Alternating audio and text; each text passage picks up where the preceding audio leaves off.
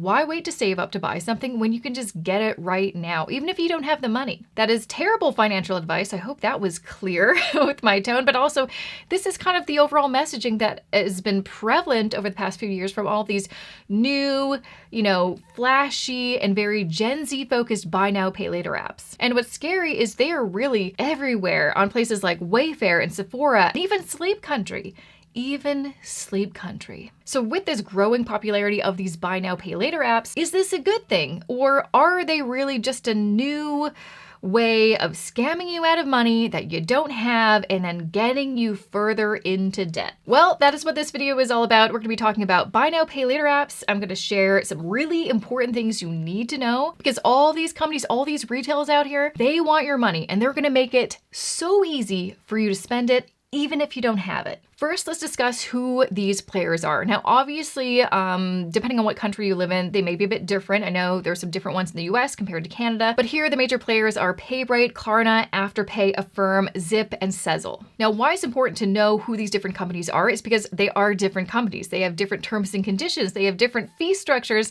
They are different. So don't just assume, oh, they're all the same, and so I don't have to read their FAQs or really know what I'm getting myself into when I sign up. Absolutely not. If you don't, it could actually cost you. So as you can guess from the name, buy now, pay later, these companies offer short-term installment loans to customers like you. Typically, they are in the form of 4 biweekly payments. So it's you paying off that loan over the course of 42 days. And typically, and they promote the crap out of this, they do not charge you any interest on that loan. I do want to point out though that some of these companies do charge interest. Now, typically it is only something that you would opt into, and it's if you want to maybe make the payment period a little bit longer or you have a bigger purchase that you want to make. Now, since I just mentioned that typically these companies do not charge interest to customers, you may be wondering, how are they making money? Because they're making money. They're making a ton of money, hence why it is a growing industry. The biggest way is through the merchants that use them. For example, you may have seen on Sephora's website, I'm saying that as an example because obviously I use Sephora quite a bit. For Sephora to be able to offer Afterpay as a payment option to their customers on their website, they have to pay Afterpay 4 to 6% of each purchase. For your reference, Sephora only has to pay between 1.4 and 2% on each purchase to accept credit card payments through Visa or MasterCard. And if they wanted to accept, debit payments for purchases,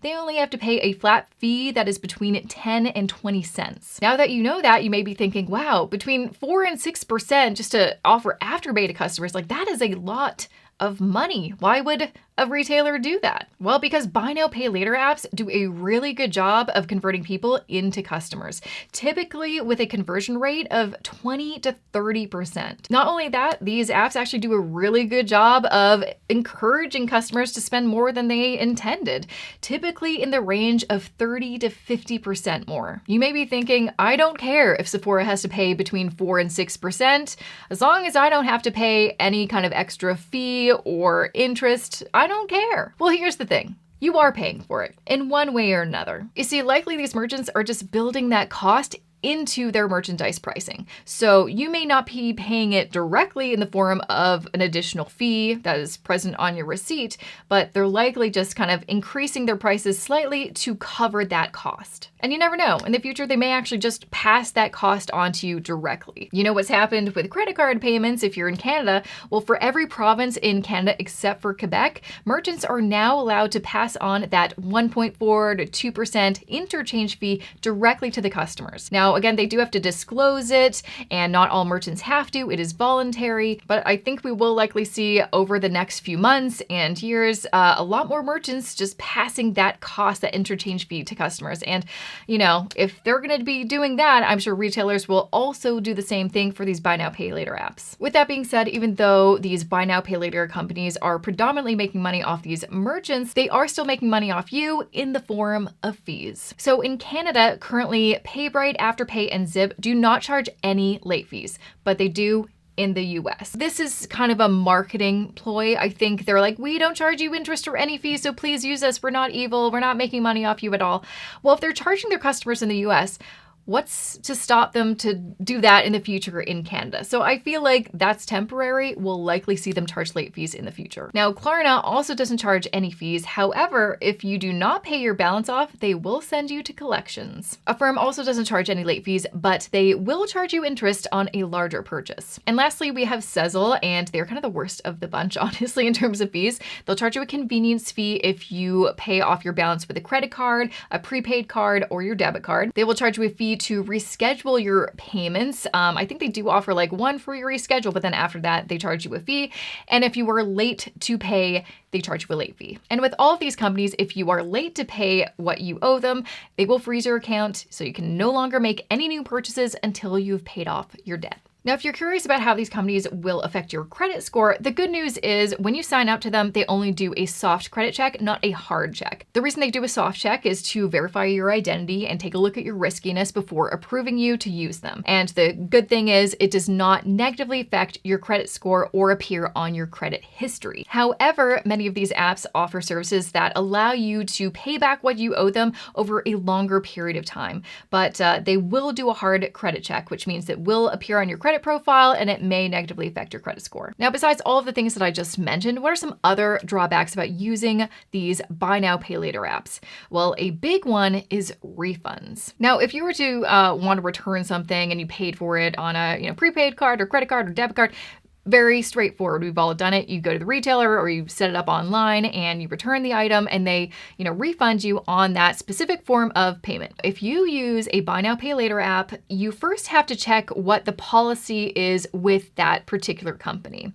Typically, they will tell you you have to go to the retailer to figure it out, but in the meantime, you still have to pay back that loan you took out from us. Now, if you go to the retailer and they're only going to offer you store credit or a gift card for your return, well, you'll get that. That's great, but unfortunately, you still owe that buy now, pay later company the full amount. But if the retailer does say, oh yeah, no problem, we can refund you, they're not actually gonna refund you. They're gonna refund the buy now, pay later company. And sometimes that can take 28 days to process. And in the meantime, you'll still have to pay off that loan that you took out from them. Because remember, a regular payment schedule is over the course of 42 days. And so likely you're gonna have to pay the full amount and then wait for the buy now, pay later company to get their refund, and then they're going to give you back that money. Another big drawback, and this is really kind of talking about credit cards and why they can be great to put a purchase on, is with buy now, pay later apps, there are no buyer protections. For example, if you ever see a weird charge on your credit card, well, you just contact the credit card company, they would investigate it. They would not force you to pay off whatever that weird charge is while they're investigating. There are no similar buyer protections with these buy now, pay later apps. Not only that, let's say there was some kind of fraud on your account and you talked to the buy now, pay later company. While they're investigating, I haven't found any company that said, oh yeah, you won't have to pay back what you owe.